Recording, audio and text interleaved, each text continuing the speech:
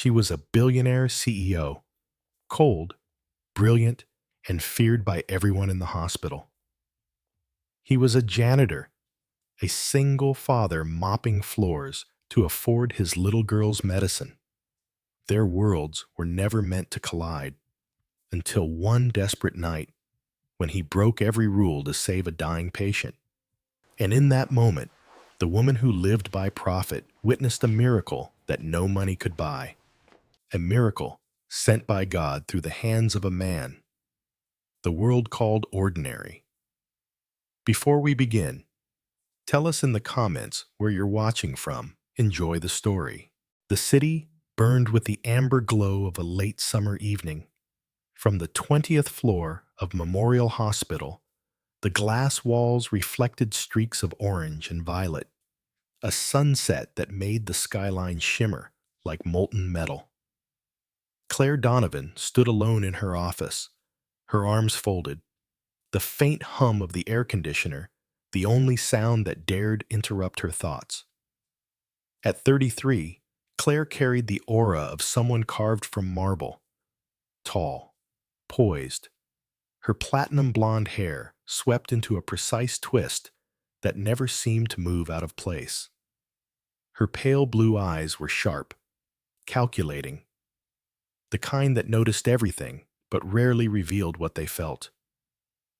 The tailored charcoal suit she wore clung perfectly to her slender frame, projecting confidence that was more armor than attire. To the world, Claire Donovan was the woman who had saved Memorial Hospital from bankruptcy. To those who worked beneath her, she was the CEO who saw numbers, not faces. On her mahogany desk, a single folder lay open. Night Shift Optimization Report. Her signature already rested at the bottom of the final page. The decision was made. The hospital would cut half its night cleaning staff. It wasn't personal, she told herself. It was math. A soft knock at the door broke her focus. "You wanted these financials signed before the quarter ends, Ms. Donovan," said Sarah Kemp, her assistant, a woman in her 40s with chestnut hair tucked behind sensible glasses. Sarah was petite, polite, and perpetually nervous around her boss, though she admired her fiercely. "Leave them," Claire said, not looking up. Her tone was calm but detached, like glass over water. Sarah hesitated. "The janitorial union is asking for another extension," Claire finished. "And they'll get the same answer. No, hospitals run on efficiency, not sympathy."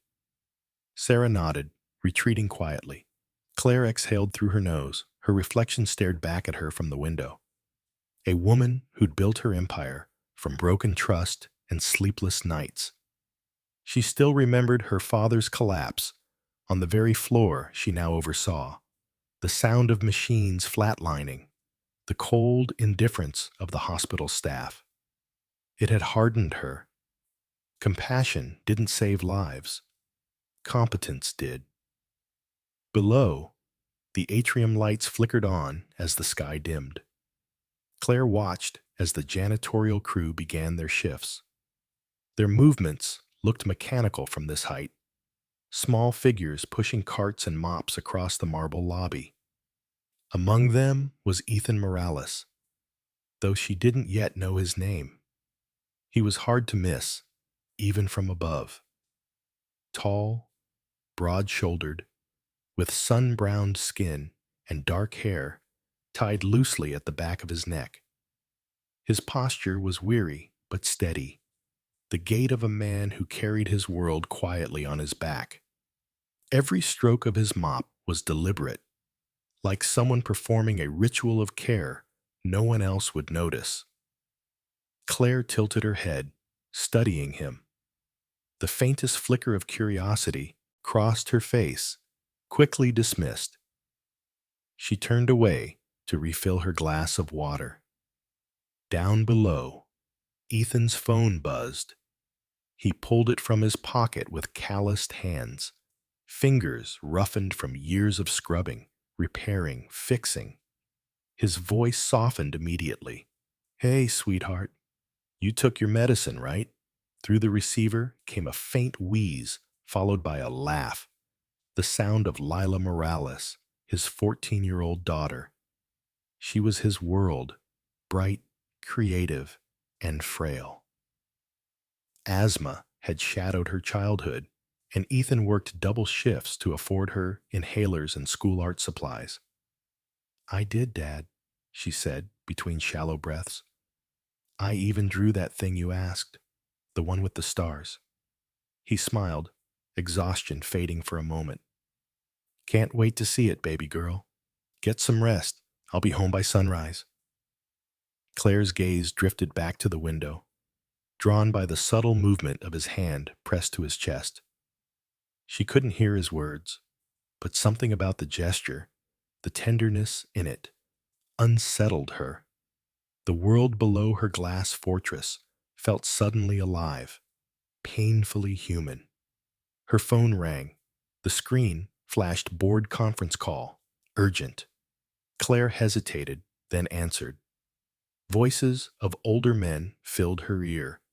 Investors, trustees, people who measured worth in margins. "Claire, we saw your cost reduction proposal. Impressive work. You've saved us over $300,000 annually." "Thank you," she said flatly.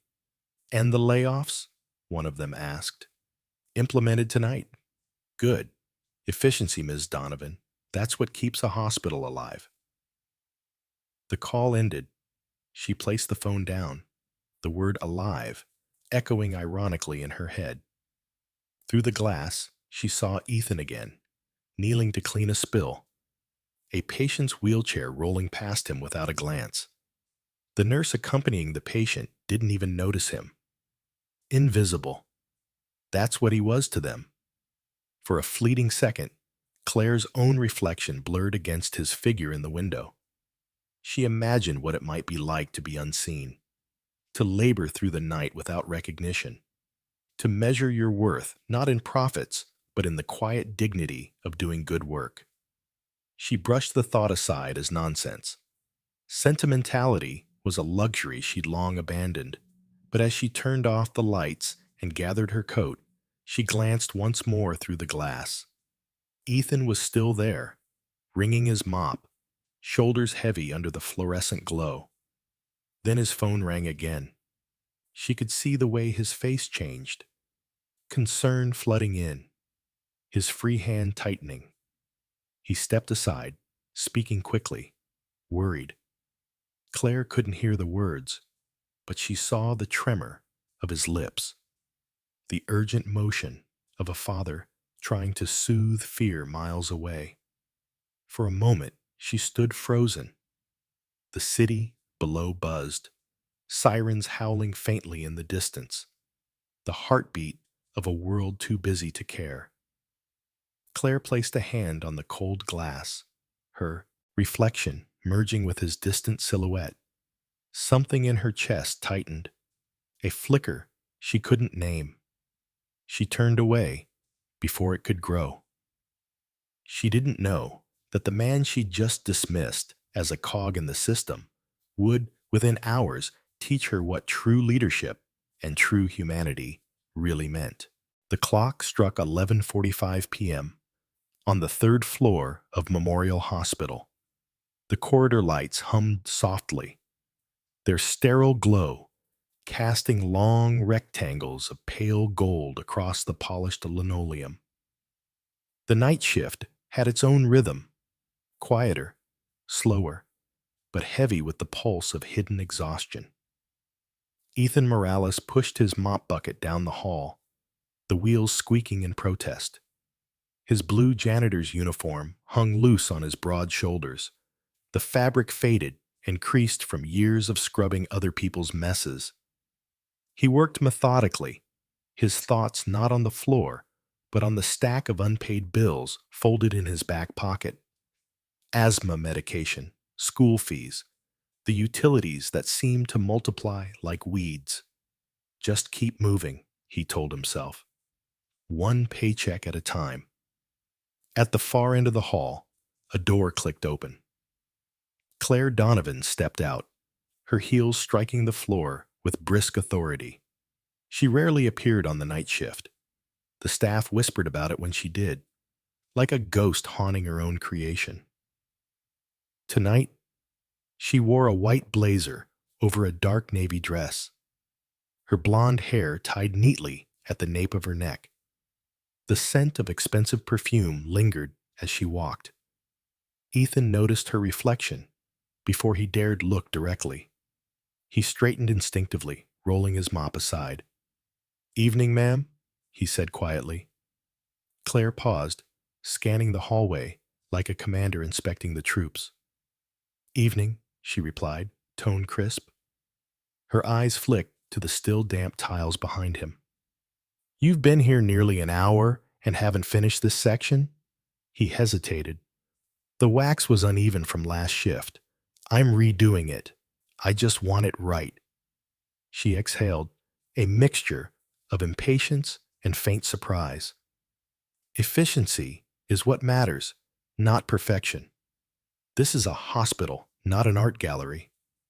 Ethan nodded, gripping the mop handle tighter. His voice stayed calm but steady. "I just want to make sure it's clean. There are people here fighting for their lives, ma'am. Feels like the least I can do."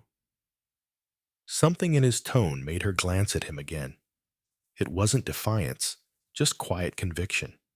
For a second, her gaze softened, but the habit of control snapped back into place. "Carry on, Mr. Morales." She turned, her heels echoing down the hall. When the elevator doors closed behind her, the silence returned. Ethan leaned on his mop, feeling the faint ache in his lower back. The scent of disinfectant mingled with the metallic tang of hospital air. He'd grown used to loneliness here, a kind of peace that came from invisibility. At the nurse's station nearby, Tanya Brooks, the night nurse, looked up briefly from her paperwork. Tanya was in her late 30s, with curly, dark hair tucked under a colorful scrub cap and warm, honey-brown skin that glowed even under harsh fluorescent light. She'd been working nights for a decade, her humor and blunt honesty keeping her sane. "You're too slow for her taste," she teased gently. Ethan smiled faintly. "Guess so." "Don't let her bother you," Tanya said. "She walks through here once every few months. Acts like she's saving the world. Truth is, she doesn't even know the world she's walking through." Ethan didn't answer, but the thought stayed with him. He respected Claire more than he'd admit. Her drive, her discipline. Even if she'd never see him as anything more than background noise, he continued mopping until a faint, shaky sound reached his ears. A wheeze, a cough, then a faint plea. "Help! Someone help!" It came from room 304, one of the oncology rooms. His hands froze mid-motion. He listened again. The voice trembled, feminine, elderly, terrified. Ethan abandoned the mop and hurried to the doorway. The room light was dim, the door slightly ajar. He could hear the rasp of labored breathing. He looked down the hall. The nurse's station was empty. Tanya had gone to check on another patient. The sound came again, weaker this time. "Please." Ethan's pulse quickened. He knew the rules. Janitorial staff weren't allowed inside patient rooms without clearance. Infection control, liability, legal exposure, all drilled into his head during training. He turned toward the security desk, where Derek Vaughn sat scrolling on his phone. Derek was a mountain of a man, mid-40s, with a shaved head, square jaw, and a beard peppered with gray. His dark brown eyes were sharp, alert when they needed to be, but tonight they were heavy with boredom. Years ago, he'd been a police officer until a line-of-duty shooting left him with a scar running across his left forearm and a permanent distrust of doing too much. Rules were his shield now. Derek, Ethan called. There's someone in 304. I think she can't breathe. The guard barely glanced up. If she needed help, she'd press the call button. She might have dropped it. Not your job, Morales, Derek said flatly. Stay in your lane. You go in there and she dies. It's on you. You'll be out of a job before sunrise. Ethan clenched his jaw. But I said stay out. Derek's tone sharpened. You want to play hero? Do it somewhere else. You touch that patient, the hospital gets sued, and we all lose our jobs. Ethan stood there for a long second, heart pounding in his chest. The faint, desperate sound of breathing drifted again from behind the door. He thought of Lila, of that night when she was 8, gasping in her sleep, his hands trembling as he tried to remember how to hold the inhaler upright. The paramedics had taken 10 minutes to arrive. It had felt like 10 years. He'd promised himself he'd never freeze like that again. He looked at Derek, then at the door. You ever had someone you love stop breathing right in front of you? He asked quietly. Derek didn't answer. His jaw tightened. Ethan nodded slowly, more to himself than anyone else. Didn't think so. He turned away, picking up his mop. His pulse thundered in his ears. He tried to focus on the rhythm, dip, squeeze, wipe, but the sound kept coming, fainter now, weaker. If she dies because you stayed silent, he set the mop down, sweat beading on his forehead despite the cool air. The rules were clear, but so was his conscience. Some rules, he thought, were written by people who'd never heard someone choke for air. He took one last glance at the empty hall, then stepped toward room 304. The sound came again, faint, desperate, fragile, a rasping breath, like paper tearing in the dark. Ethan Morales froze outside room 304, his pulse pounding in his ears. The hall behind him stretched silent, every fluorescent light humming like a warning. He knew what the rules said. He also knew the sound of a dying breath. He hesitated for half a heartbeat, then pushed the door open. The hinges creaked softly, and the cold, sterile air of the room met him like a wall. Inside, under the dim bedside lamp, Margaret Collins lay twisted in the sheets. A frail woman in her 70s, silver hair fanned across the pillow like threads of moonlight. Her skin was pale, with a bluish tinge around the lips. The oxygen tube had coiled itself around the bed rail, the mask hanging loose beside her. Her chest rose shallowly, each breath a battle. Ethan's instincts took over. He crossed the room quickly, unhooking the tube, straightening the kink, his hands trembling just enough to betray the adrenaline flooding through him. It's okay, ma'am. You're all right. I'm here, he murmured, his voice low and steady. He lifted her head gently, sliding an extra pillow beneath her neck. The oxygen hissed softly as he replaced the mask over her face. For a moment, nothing happened. Then her chest rose higher, a fuller breath catching in her lungs. The color began to return faintly to her cheeks. Margaret blinked, her eyes glassy with confusion and fear. I couldn't breathe. You're safe, Ethan said, pressing the call button by the bed. Help's on the way. Just breathe slow, okay? In through your nose, out through your mouth. You're doing great. She gripped his wrist weakly, the veins on her hand thin and trembling. Thank you, she whispered, the words barely audible under the mask. Ethan smiled, small, exhausted, real. Don't thank me yet. Just keep breathing. Outside, the sound of hurried footsteps echoed down the corridor. 2 nurses entered, led by Dr. Laura Finch, a tall woman in her early 50s with short iron gray hair and eyes the color of storm clouds. Her white coat flared as she moved, the kind of person whose presence could command silence in chaos. She'd spent 20 years in emergency care and carried herself with the calm authority of someone who had seen every possible kind of heartbreak. "What happened here?" she demanded, glancing between Ethan and the patient. "She couldn't breathe," Ethan explained. "The line was twisted. Before he could finish, Derek Vaughn stormed in. His heavy boots thudded against the floor, and his deep voice cut through the air like a whip. "What the hell do you think you're doing, Morales? You're not authorized to touch a patient." His face was flushed, his jaw set in anger and fear. "You violated direct orders." Dr. Finch turned sharply. "He stabilized her," she snapped. "She was minutes away from a code blue." Derek glared at Ethan. "Doesn't matter. Protocol exists for a reason. You could have made it worse, contaminated her line, caused an infection. If she dies tomorrow, it's on him." Ethan met his eyes, calm but unyielding. "And if I'd done nothing, she'd be dead now."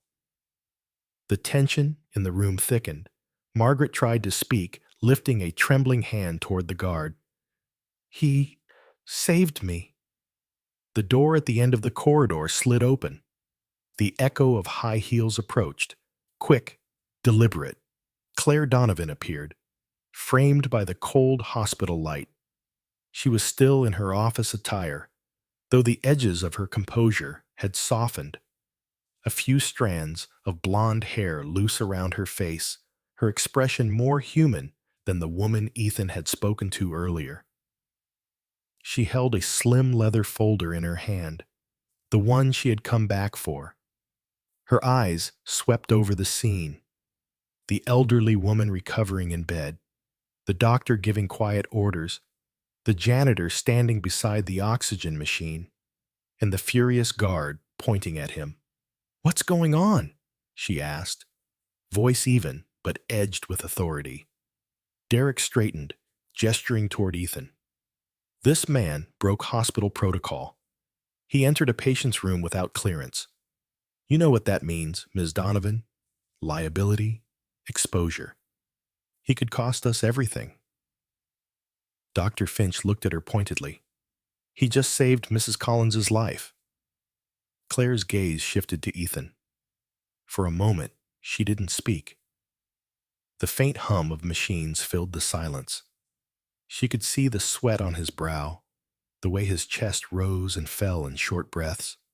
He didn't look proud or defensive, just deeply tired. Ethan spoke quietly. "She couldn't reach the button. She couldn't breathe. I couldn't just stand there." Derek stepped forward.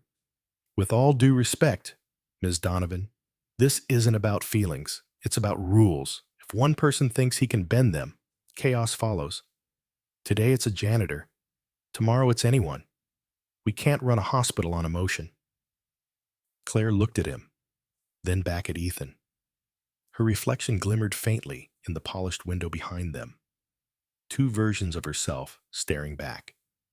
The executive who enforced order, and the woman who had watched this same man comfort his child through glass. She spoke softly at first, then with growing clarity. "Maybe chaos isn't what happens when people care too much. Maybe it's what happens when no one cares at all." Derek frowned. "Ma'am." Claire cut him off, her tone sharp now. "If saving a patient's life is against the rules, then it's the rules that are broken, not the man who acts." The room went still. Even the machines seemed to pause between beeps. Dr. Finch gave a faint nod of approval. "Well said." She turned to Ethan. "We'll take it from here, Mr. Morales." "Thank you." Ethan hesitated, his throat dry. "Yes, ma'am." He stepped back, his eyes lingering on Margaret's, now steady breathing. As he left the room, Claire followed him with her gaze. Something in her expression unreadable. Not admiration yet, but something close. A fracture in the cold steel of certainty. Outside, the hallway felt endless. Ethan leaned against the wall, running a hand through his hair. The night shift continued, machines humming, distant doors closing. The city beyond the glass still glittering under the indifferent stars. But somewhere in that sterile silence, something had changed. Not just in the hospital, but in the heart of the woman who ran it. Morning sunlight filtered through the blinds of the administrative conference room, turning the polished table into a strip of gold. The air smelled faintly of coffee, paperwork, and quiet tension. Ethan Morales sat at the far end of the table, his calloused hands clasped together, his work uniform still wrinkled from the night before. He hadn't gone home. There had been no time to sleep, only the dull ache in his muscles and the steady drumbeat of uncertainty in his chest. Across from him, Derek Vaughn leaned back in his chair, arms crossed over his broad chest. His expression was cold, but not cruel, a man simply doing what he thought was right. His crisp security uniform was immaculate, the badge on his chest polished to a mirror shine. "You broke the rule," Derek said evenly, his deep voice carrying through the silent room. "Doesn't matter how noble you think it was. Protocols exist to keep order." Ethan met his gaze calmly. "Protocols don't breathe, Mr. Vaughn. People do." A flicker of frustration crossed Derek's face. "And people die when things go wrong. I've seen it."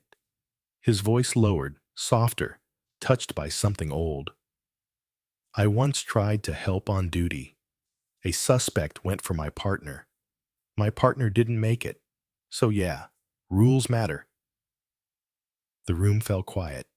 Ethan's expression softened, the fight leaving his shoulders. "I'm sorry for your loss," he said quietly, "but Mrs. Collins wasn't a suspect. She was a dying woman." Before Derek could answer, the door opened. Dr. Laura Finch entered, crisp and composed as ever, her silver hair pinned neatly in place. Behind her walked Claire Donovan, dressed in a dove-gray suit, eyes hidden behind thin-rimmed glasses that failed to disguise the exhaustion lining her face. The night's events had followed her home and refused to let her rest. Dr. Finch took a seat beside Ethan, folding her hands atop a folder thick with reports. "Before we continue," she said, her voice firm, "Mrs. Collins is stable. Her oxygen levels have normalized.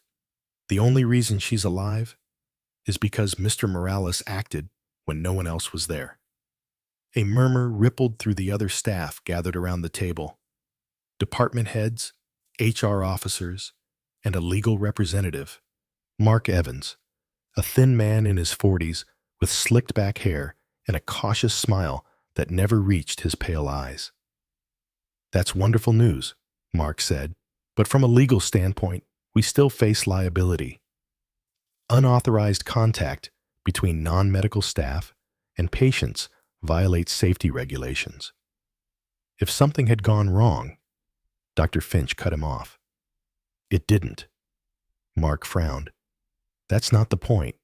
"It is the point," she said, her tone cutting through the air like glass. "This man didn't break the hospital. He saved a life. If our rules don't allow that, maybe the rules are what's broken." Claire remained silent. She watched Ethan quietly, the tired slump of his shoulders, the dark circles beneath his eyes, the quiet dignity in the way he held himself.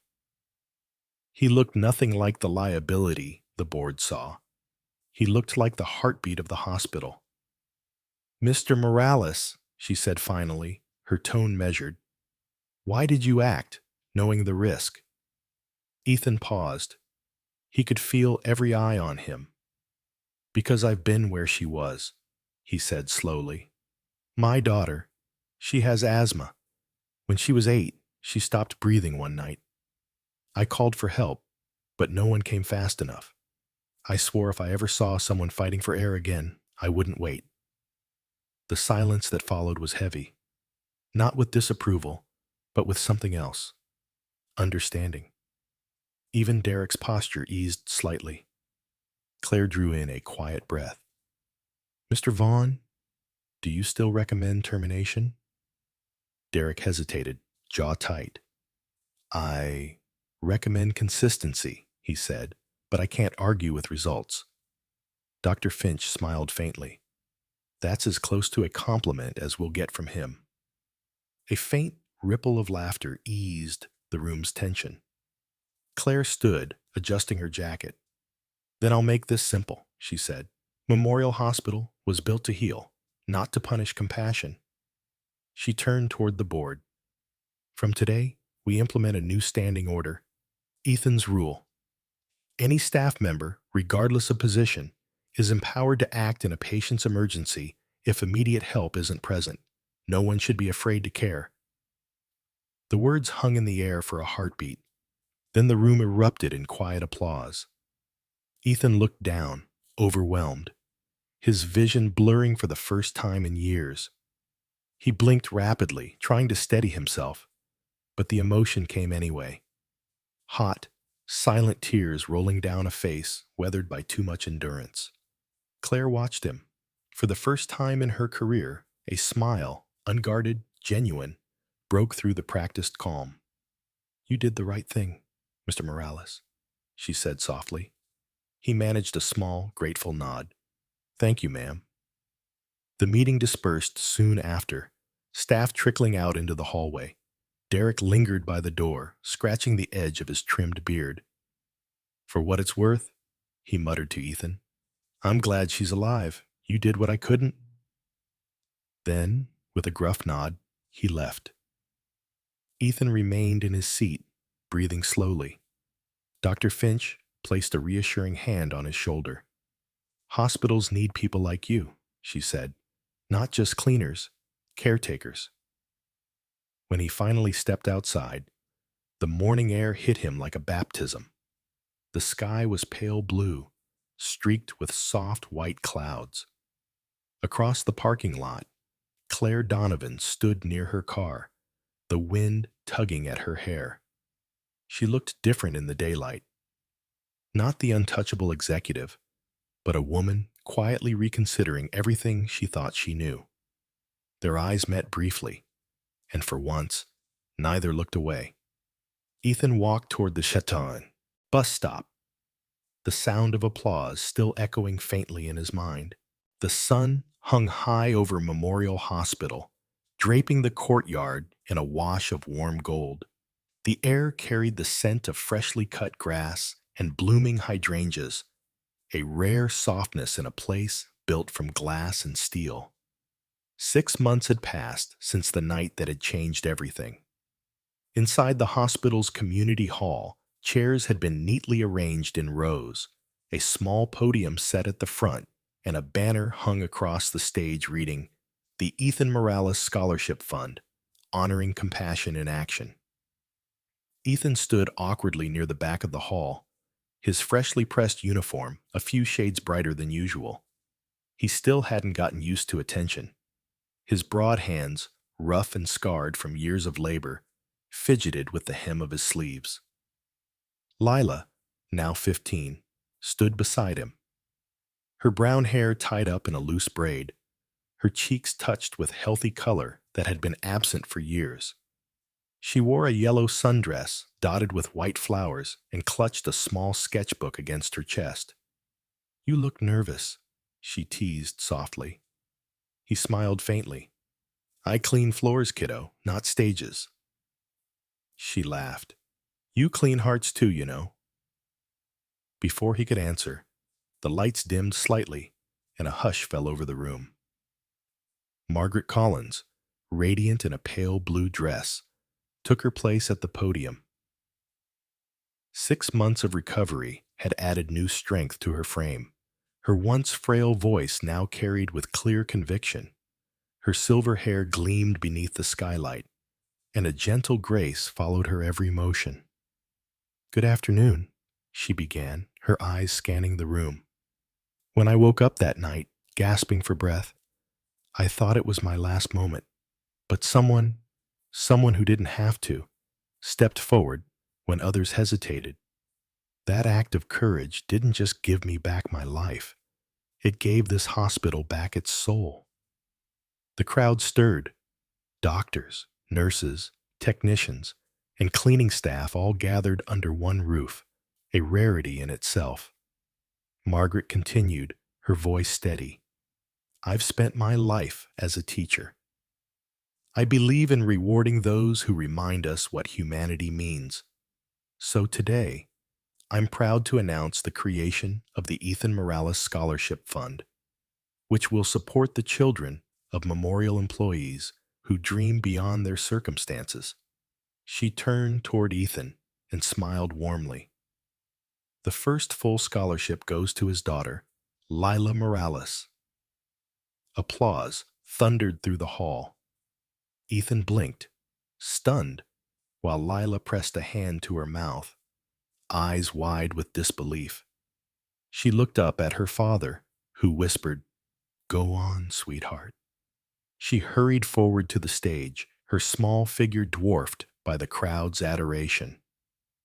Margaret placed an arm around her shoulders and whispered something that made the girl's eyes fill with tears. Standing near the side of the room, Claire Donovan watched in silence. Her hair, once tied in severe buns, now fell loose past her shoulders. The crisp suits remained, but her presence felt lighter, her expression softer. The past half-year had reshaped her, subtly, steadily. The board had questioned her decision to create Ethan's Rule, but the results had silenced every critic. Improved patient response times, stronger staff unity, and a culture of compassion that breathed new life into the hospital. When the applause died down, Claire stepped onto the stage, her heels clicking gently against the polished floor. She adjusted the microphone and took a long, quiet breath before speaking. "6 months ago," she began, "this hospital faced a decision between policy and humanity. One man's choice reminded us that compassion is not a weakness. It's the foundation of everything we do. I used to think what kept a hospital alive was profit margins, efficiency, or reputation. But I've learned something far simpler." She paused, looking at Ethan and Lila. "What keeps us alive, all of us, is kindness." The hall was silent for a heartbeat, then filled again with applause, loud, sincere, rising like a tide. Ethan looked down, overwhelmed, his eyes glistening. Claire's gaze met his briefly across the crowd, and for the first time, she smiled without restraint. After the ceremony, people mingled near the courtyard, the air alive with laughter and the rustle of summer leaves. Claire walked alone down the bright corridor toward her office. Her reflection trailed beside her in the glass walls, no longer the untouchable CEO, but a woman learning to lead with empathy. At the far end of the hall, Ethan was polishing the marble floor, his mop gliding smoothly beneath the soft rays streaming through the skylights. The sheen caught the sunlight, scattering tiny reflections across the ceiling. When he looked up, Claire was there. "Morning, Ms. Donovan," he said with a respectful nod. "Claire," she corrected gently. "I think we've earned first names by now." He chuckled. "Old habits die hard." She stepped closer, her tone quieter. "You taught me something I didn't even know I'd forgotten." He raised an eyebrow. "And what's that?" "That numbers don't heal people. People do." She smiled faintly, her voice softening. "You made me see that." Ethan nodded slowly. Guess we both broke a few rules to get here. Outside, the breeze stirred through the open window, carrying the scent of summer rain. For a moment, the world felt perfectly still. The CEO and the janitor standing side by side, equals beneath the same light. The floor beneath them gleamed, reflecting the sun's gold across their faces. And in that reflection, the hospital didn't look like an empire anymore. It looked like a home. Sometimes, miracles don't come as flashes of light or voices from the heavens. They come quietly, through ordinary hands and humble hearts. Ethan Morales wasn't a man of wealth or power. He didn't wear a stethoscope or a title. But that night, when a single act of compassion defied the rules, something divine moved through him, the kind of grace that can only come from above. Perhaps God doesn't always work through angels with wings, but through janitors who refuse to look away, through doctors who choose mercy over protocol, through daughters who remind their fathers why love endures. In a world where numbers often outweigh souls, kindness remains God's favorite miracle. And sometimes, that miracle begins with you, the one who decides to care, even when no one's watching. If this story touched your heart, take a moment to share it, so others might feel the same spark of faith and hope. Comment below what miracle you've witnessed in your own life. And don't forget to subscribe, so together we can keep spreading stories that remind us God is still here, still working, still whispering through the ordinary. May the Lord bless you, protect your family, and fill your days with quiet miracles.